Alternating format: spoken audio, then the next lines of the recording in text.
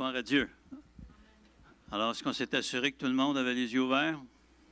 Oui, ça va? Amen. Alors, je bénis le Seigneur pour chacun d'entre vous ce soir.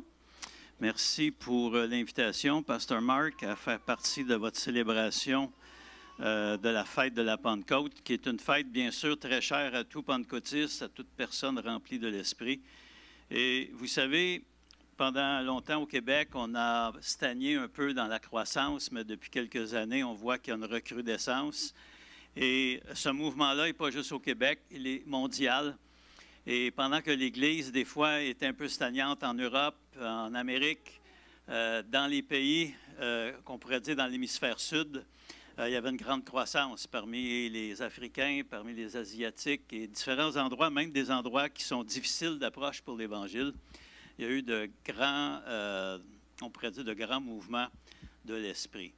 Et sans l'Esprit de Dieu, on ne peut pas faire grand-chose.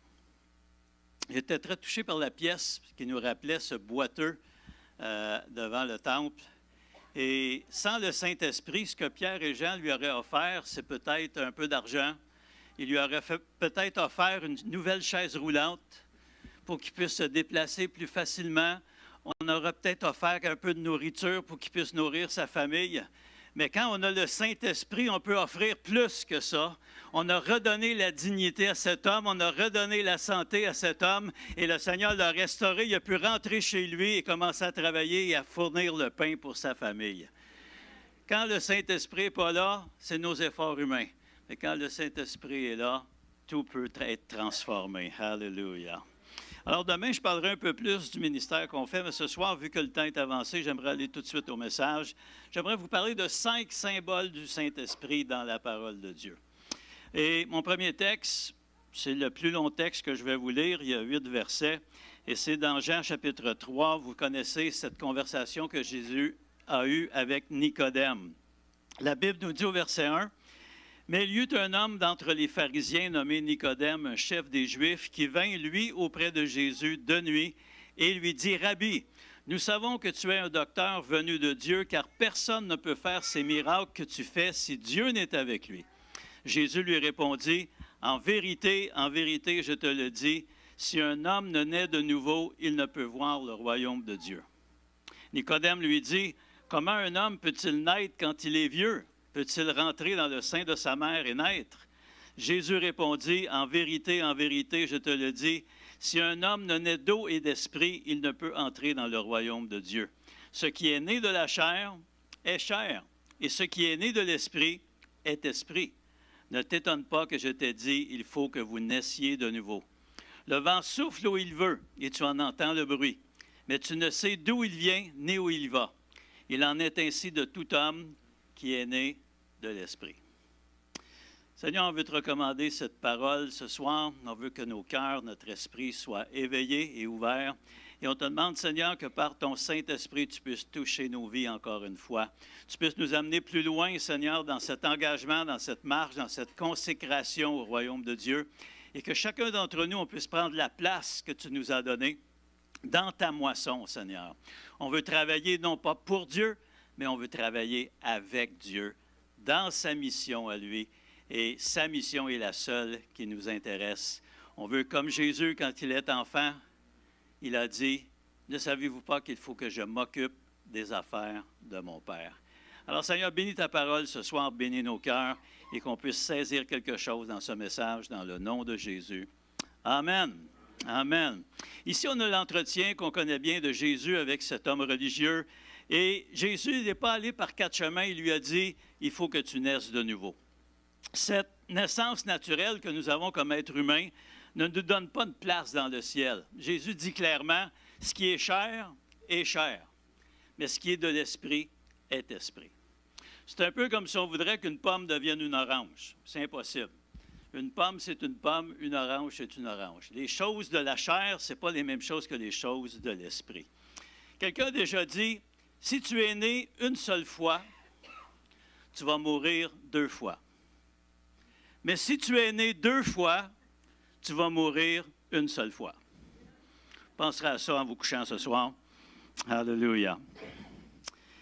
Jésus, au verset 8, dit quelque chose d'intéressant. Il dit, « Le vent souffle où il veut, et tu en entends le bruit, mais tu ne sais d'où il vient, ni où il va.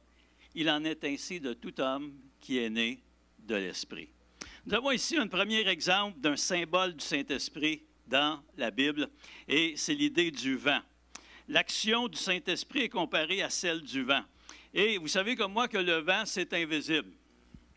On ne peut pas voir le vent. Mais on peut voir, par contre, les effets du vent.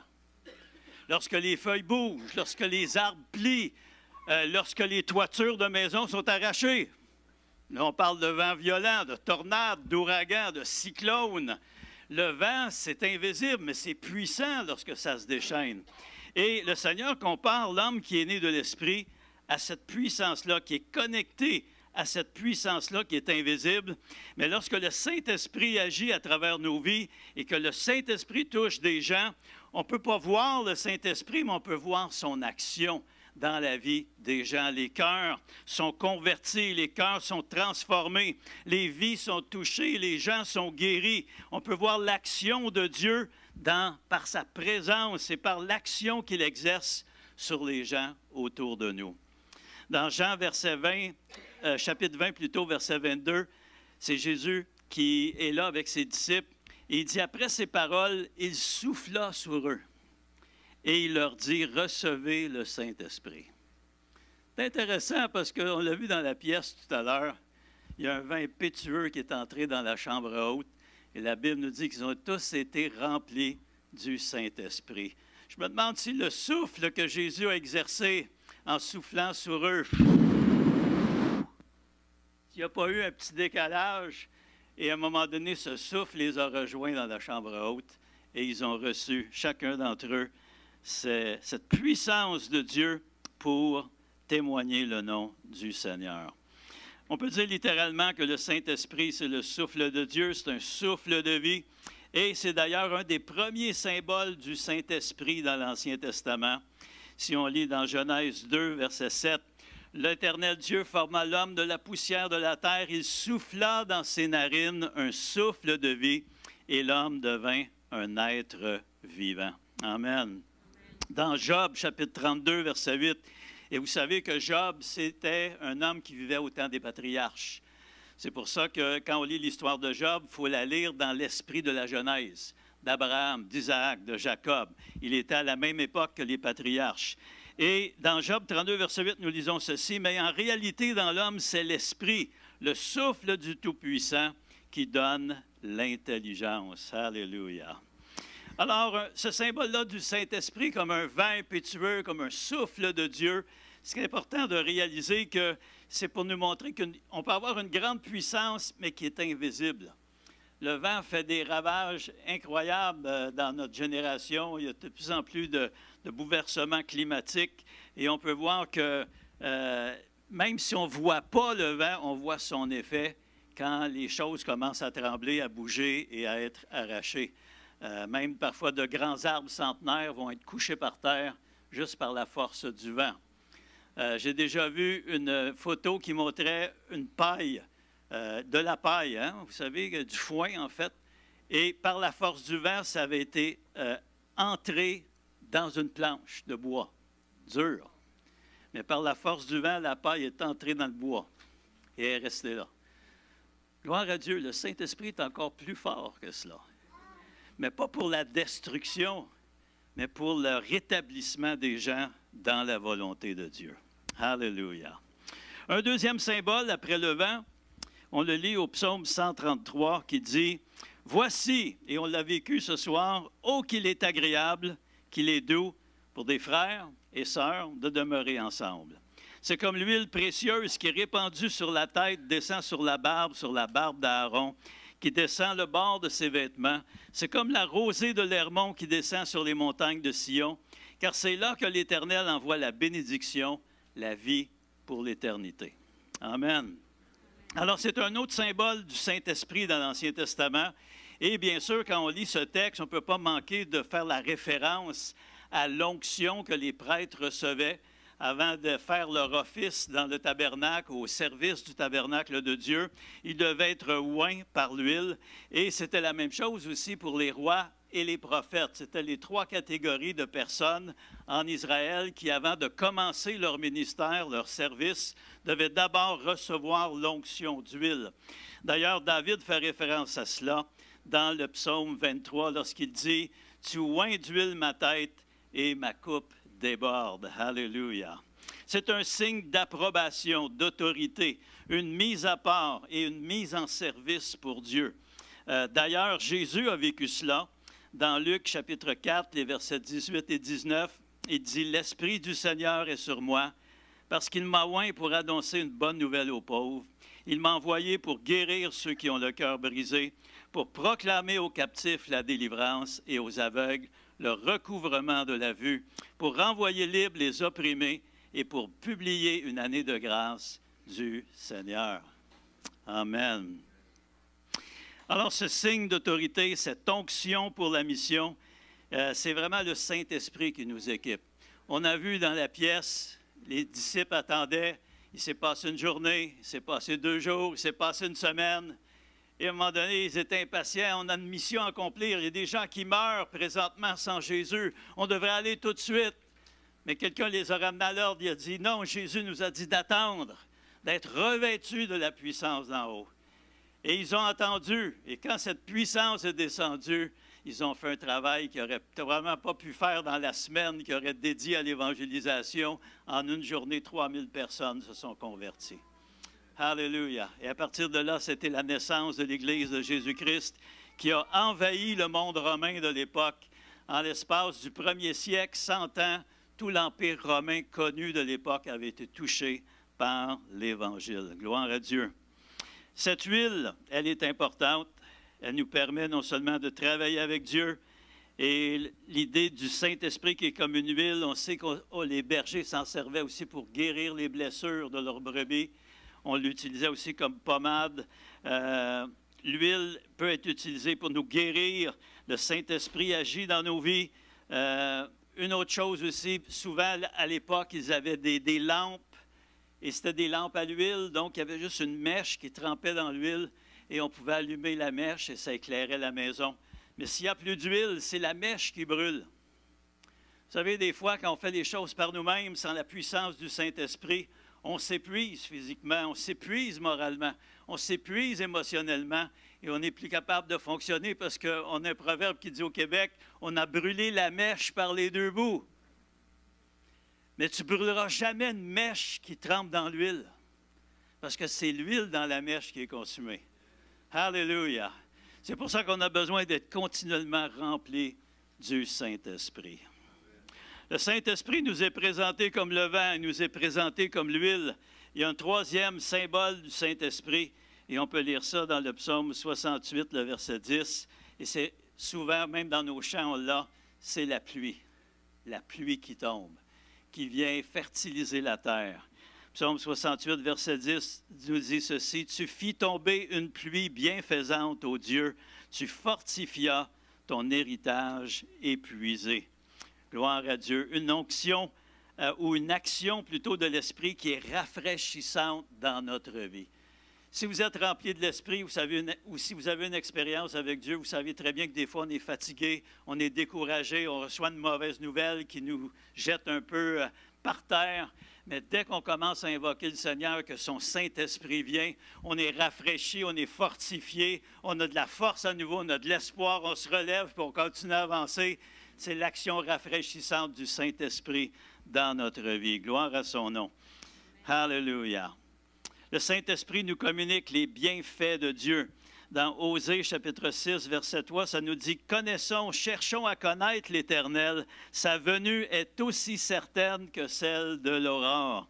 Il viendra pour nous comme la pluie du printemps qui arrose la terre. » Vous savez comme moi que la pluie du printemps en agriculture, elle est importante. Pourquoi? Parce qu'elle vient mouiller les mottes de terre, elle vient la ramollir, elle la prépare pour la semence et pour la moisson. Et cette pluie de l'Ancien Testament, dans le Nouveau Testament, elle devient non plus une pluie, mais une fontaine d'eau vive. Dans Jean chapitre 4, les versets 13 à 14, Jésus lui répondit, « Quiconque boit de cette eau aura encore soif, mais celui qui boira de l'eau que je lui donnerai n'aura jamais soif. Et l'eau que je lui donnerai deviendra en lui une source d'eau qui jaillira jusque dans la vie éternelle. Alléluia. On n'a pas juste une pluie qui descend en nous, mais on a une fontaine d'eau vive à l'intérieur de nous qui demande juste à jaillir, et c'est la puissance du Saint-Esprit qui est en nous. Et que signifie cette eau vive? Eh bien, Jean l'explique au chapitre 7, versets 37 à 39. C'est un jour de fête, et le dernier jour, Jésus va se tenir debout et va s'écrier, « Si quelqu'un a soif, qu'il vienne à moi et qu'il boive. Celui qui croit en moi, des fleuves d'eau vive couleront de son sein, comme dit l'Écriture. » Il dit cela de l'Esprit que devaient recevoir ceux qui croiraient en lui, car l'Esprit n'était pas encore, parce que Jésus n'avait pas encore été glorifié. Alléluia. Alléluia. Le Saint-Esprit n'est pas juste une pluie qui vient nous arroser, il est une fontaine d'eau vive à l'intérieur de la vie du croyant, amenant un rafraîchissement dans sa vie. C'est une action satisfaisante qu'il fait, et il fait une action aussi purifiante dans notre vie. Vous savez, le meilleur détergent, puis le plus connu, puis le plus ancien, c'est de l'eau. Amen. Le vêtement a beau être sale, mais si tu le trempes dans l'eau, tu le trempes dans l'eau, tu le trempes dans l'eau, à un moment donné, il va être propre. Et c'est l'action du Saint-Esprit dans notre vie qui fait cela aussi. Alléluia. Le quatrième, on le voit dans le Nouveau Testament, et ça c'est vraiment intéressant, Jésus a été baptisé par Jean-Baptiste. On sait comment Jean-Baptiste ne voulait pas le faire, mais finalement Jésus l'a convaincu. Et au baptême de Jésus, eh bien, le Saint-Esprit s'est présenté ou s'est révélé sous la forme d'une colombe. Dans Luc 3, versets 21 et 22, ça dit « Tout le peuple se faisant baptiser, Jésus lui aussi fut baptisé, et pendant qu'il priait, le ciel s'ouvrit, et le Saint-Esprit descendit sur lui sous une forme corporelle, comme une colombe. Et une voix fit entendre du ciel ces paroles, « Tu es mon Fils bien-aimé, en toi j'ai mis toute mon affection. » Alléluia. Vous savez, parfois les gens du monde, et même nous avant de connaître Christ, on ne comprend pas cette phrase, mais Dieu explique clairement que tout son amour, il l'a mis en Jésus-Christ. Alléluia. Si tu ne veux pas Jésus-Christ dans ta vie, eh bien, il ne reste plus rien de l'amour de Dieu, parce que tout l'amour de Dieu est en Jésus. Il va rester juste sa sainteté, sa colère, sa haine du péché. Et à ce moment-là, on est sans force, on est coupable devant lui. Mais il dit, mon Fils bien-aimé, c'est en lui, en Jésus, que j'ai mis toute mon affection. Cette colombe, on la voit aussi au tout début de la Bible, dans la Genèse, au chapitre 8, le verset 11. La colombe revint à lui vers Noé sur le soir, et voici une feuille d'olivier arrachée était dans son bec. Noé connut ainsi que les eaux avaient diminué sur la terre. Donc, Noé avait connu le déluge, on ne voyait plus la terre, on voyait simplement de l'eau, et il voulait savoir si la terre ferme avait réapparu quelque part, et il a envoyé une colombe. Je crois que la première fois, elle est revenue bredouille, mais à un moment donné, il l'a envoyée, et elle est revenue avec une feuille d'olivier dans sa bouche, et il savait que maintenant, il pouvait réintégrer le sol, qu'il pouvait à nouveau cultiver, et reprendre la vie qu'ils avaient. Et ce symbole-là est même utilisé par les Nations unies. Vous savez, le symbole de la colombe avec une feuille d'olivier dans le bec, c'est un symbole qu'on voit chez les Nations unies. Et ça nous montre comment le Saint-Esprit nous apporte la paix et la sécurité en Dieu. On est protégé sous son aile. Et un fait intéressant aussi, vous savez que dans le Nouveau Testament, quelqu'un qui était trop pauvre pour offrir un taureau pour ses péchés ou un agneau, il pouvait offrir des colombes. C'était l'offrande des pauvres. Alléluia. Donc le Saint-Esprit est comparé ou est symbolisé par le vent, par l'huile, par la pluie, par la colombe, et le dernier, il est symbolisé par le seau. Alléluia. Non pas un seau pour ramasser l'eau, mais un seau qui vient sceller un document. Alléluia. Pas dans le sens d'un bocal, hein, ce n'est pas un pot maçon qu'on vient sceller, ce n'est pas ça l'idée, mais le sceau qu'on mettait sur une lettre ou sur un contrat. Et on pouvait l'authentifier de cette façon-là. Et en fait, le Saint-Esprit est la preuve dans ma vie que j'appartiens au Seigneur Jésus. L'apôtre Paul disait, si quelqu'un n'a pas l'Esprit de Christ, il ne lui appartient pas. C'est un symbole de propriété, une garantie de l'héritage que nous avons dans les cieux. C'est un signe qu'une transaction est terminée. Alléluia. Souvent, à l'époque, on pouvait faire un document légal, on le pliait, et ensuite, sur l'endroit où c'était plié, on coulait de la cire chaude, et souvent, les personnages avaient soit un cachet ou encore une bague avec un motif, et on venait mettre la marque sur la cire, et on venait sceller le document. Personne ne pouvait l'ouvrir, sinon la personne à qui il était destiné, et le sceau faisait preuve que c'était la personne qui avait envoyé ce document-là. Alléluia. Est-ce qu'on n'est pas béni de savoir que le Saint-Esprit est celui qui vient imprimer la marque de Christ sur nous? C'est lui qui vient nous donner le caractère de Christ par le fruit de l'Esprit, et c'est lui qui nous équipe aussi pour faire le travail. Dans 2 Corinthiens, premier chapitre, les versets 21 et 22, on peut lire ceci. « Et celui qui nous a fermis avec vous en Christ et qui nous a oints, c'est Dieu, lequel nous a aussi marqués d'un sceau et a mis dans nos cœurs les arts de l'Esprit. » Amen.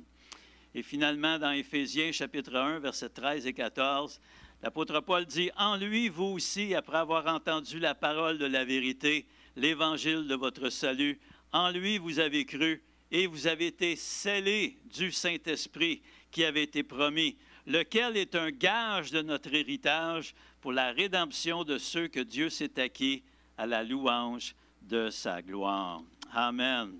Alléluia. Maintenant, comprenez-moi bien, le Saint-Esprit, ce n'est pas un vent. Le Saint-Esprit, ce n'est pas de l'huile. Le Saint-Esprit, ce n'est pas de la pluie. Le Saint-Esprit, ce n'est pas une colombe. Le Saint-Esprit, ce n'est pas un seau. C'est des exemples ou c'est des images qui nous sont données pour comprendre un peu ce qu'il fait dans nos vies. Amen. Mais le Saint-Esprit, c'est une personne et non pas un objet. Alléluia. Ce n'est pas une force. Hein? Ce n'est pas que la force soit avec toi. Non, c'est que le Saint-Esprit de Dieu soit avec toi. Il est la troisième personne de la Trinité. Une personne qui est souvent en retrait parce qu'il n'est pas là pour parler de lui-même. Il est là pour glorifier le Père et le Fils. Alléluia. Et lorsqu'il est en nous, il anime en nous ce désir de glorifier Dieu. C'est une personne qui veut entrer en relation avec nous. C'est une personne qui veut nous communiquer la vie de Christ. C'est une personne qui veut mettre la marque de Christ sur nous. Alléluia. Et on a besoin d'avoir la marque du Seigneur sur nos vies. Je termine. Avons-nous la marque de Dieu sur notre vie? Est-ce que nous lui appartenons? Connaissez-vous la paix et la sécurité par le Saint-Esprit? Avez-vous expérimenté l'action vivifiante et rafraîchissante de l'Esprit dans votre cœur? L'onction du Saint-Esprit vous a-t-elle libéré et guéri? Est-ce que vous désirez que le souffle de Dieu, le Saint-Esprit, vous touche encore une fois ce soir? Il est invisible, mais il est puissant. Alléluia. Et lorsqu'on a déjà eu une touche du Saint-Esprit sur nos vies, on ne peut pas l'oublier. Alléluia. Ce soir, je sais qu'il est tard, je sais qu'on a un culte demain, mais est-ce qu'on peut prendre juste quelques instants? Est-ce que vous pouvez vous lever avec moi? Et on va juste commencer à invoquer le Seigneur doucement. Et alors qu'il est invisible, oui, mais il est présent et il est puissant au milieu de nous. Alléluia. Élève ta voix avec moi. Seigneur, on veut te rendre grâce ce soir. Merci pour ta présence. Merci pour ce que nous avons vu et entendu, Seigneur.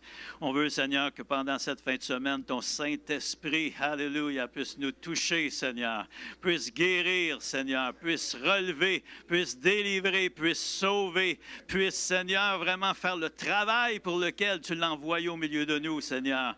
Viens par ton Saint-Esprit, ô Dieu. Viens nous toucher, Seigneur. On ne veut pas juste, Seigneur, donner de l'argent. On ne veut pas juste aider les pauvres. On ne veut pas juste, Seigneur, faire plaisir à quelqu'un, mais on veut que ces personnes soient transformées par la puissance de l'Évangile et par la puissance du Saint-Esprit. Alléluia. Seigneur, agis au milieu de ton peuple, Seigneur. Donne-nous ces langues de feu, Seigneur. Donne-nous cette présence vivifiante, Seigneur. Viens rafraîchir notre relation avec toi, Seigneur. Ce soir, dans le nom de Jésus, Éternel, peut-être qu'il y a des choses qui nous découragent, mais Seigneur, viens ranimer l'espoir dans notre cœur, Seigneur, afin que ton œuvre soit vue et qu'on puisse témoigner, Seigneur, que c'est l'Esprit de Dieu qui agit dans notre vie. Alléluia. Sois béni, ô Éternel. On te rend grâce ce soir. On élève notre voix, Seigneur. On te dit merci pour le salut. Merci pour la délivrance. Merci pour la plénitude, Seigneur. On est ici pour toi, Seigneur, cette fin de semaine, et on veut s'attendre à ce que tu nous touches de façon manifeste, de façon visible, Seigneur. Béni soit ton nom, ô Éternel. Viens, Esprit de Dieu. Viens prendre contrôle de nos vies. Alléluia. Viens nous toucher, Seigneur. Viens faire cette œuvre que toi seul tu peux faire, Seigneur.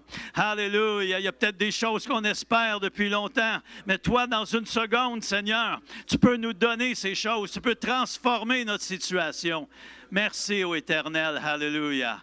Alléluia. On te rend grâce, Seigneur. On te bénit. Viens nous toucher encore une fois, Seigneur.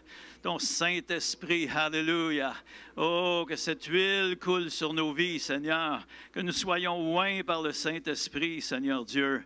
Alléluia. Alors qu'un monde cherche, Seigneur, cherche souvent dans des choses futiles, inutiles, qui les éloignent de toi.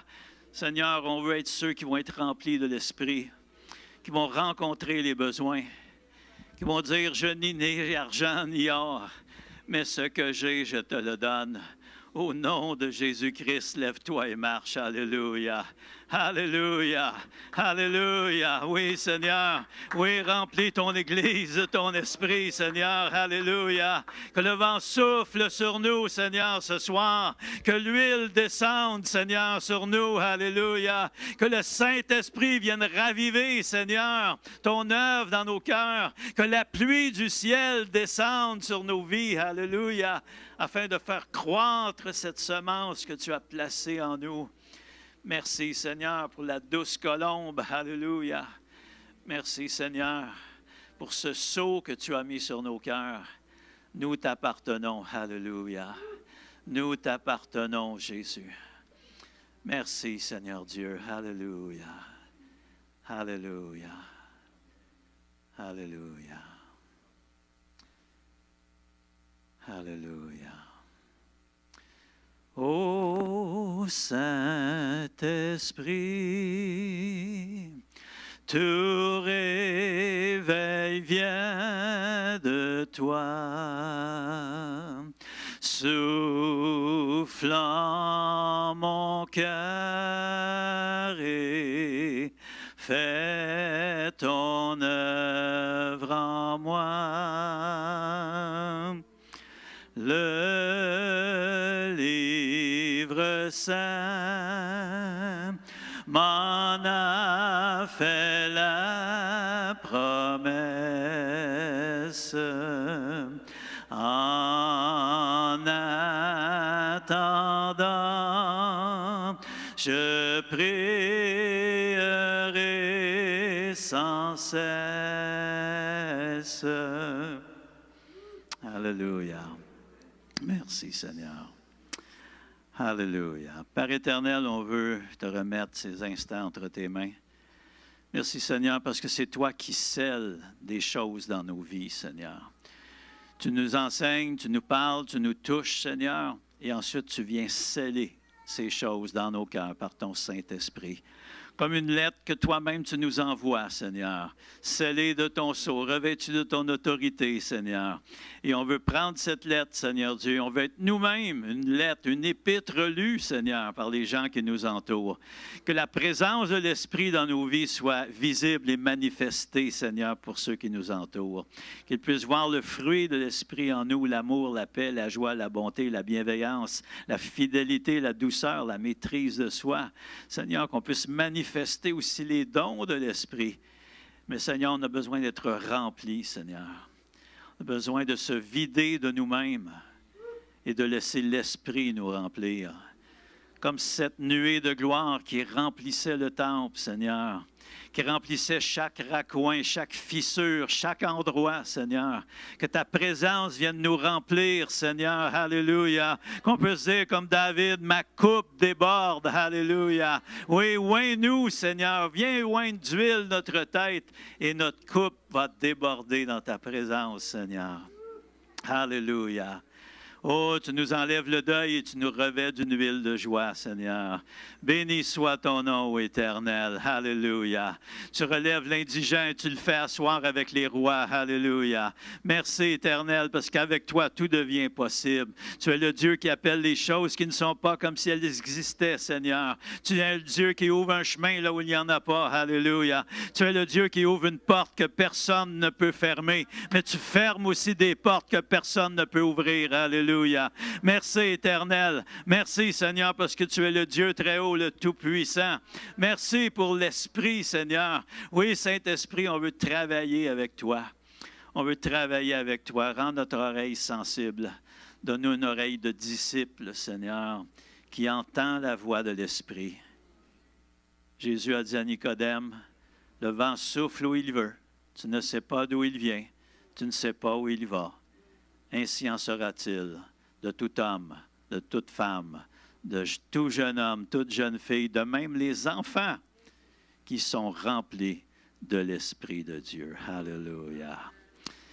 Oh Dieu, agis par ton Église, Seigneur. Agis au travers de nous. Et merci, Seigneur, pour le Saint-Esprit que nous célébrons. Alléluia. Nous célébrons l'effusion de l'Esprit. Et nous nous attendons à toi, Seigneur. On veut encore plus. On veut encore plus, Seigneur. Plus de l'Esprit, plus de compassion, plus d'amour, plus de puissance par le Saint-Esprit de Dieu. Seigneur, ce soir, restaure les forces de ton peuple. Bénis-nous, Seigneur. Permets que chacun puisse retourner en paix à la maison, Seigneur Dieu. Et on te demande que tu puisses nous rassembler demain, Seigneur, pour louer ton nom dans ce jour de résurrection. Alléluia. Oui, Jésus est mort à la croix du Calvaire, mais le troisième jour, alléluia, il y a eu un troisième jour. Et la mort n'a pas pu le retenir. Il est sorti vivant du tombeau. Et des millions de personnes chaque année vont à Jérusalem pour voir un tombeau vide. Alléluia.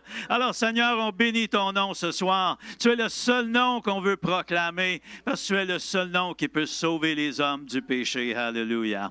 Seigneur, on te donne à toi seul toute la gloire, l'honneur, le règne, la puissance, la sagesse, au siècle des siècles, dans le nom de Jésus, Père. Et le peuple de Dieu non seulement dit Amen, mais il acclame le nom du Seigneur Jésus-Christ. Alléluia.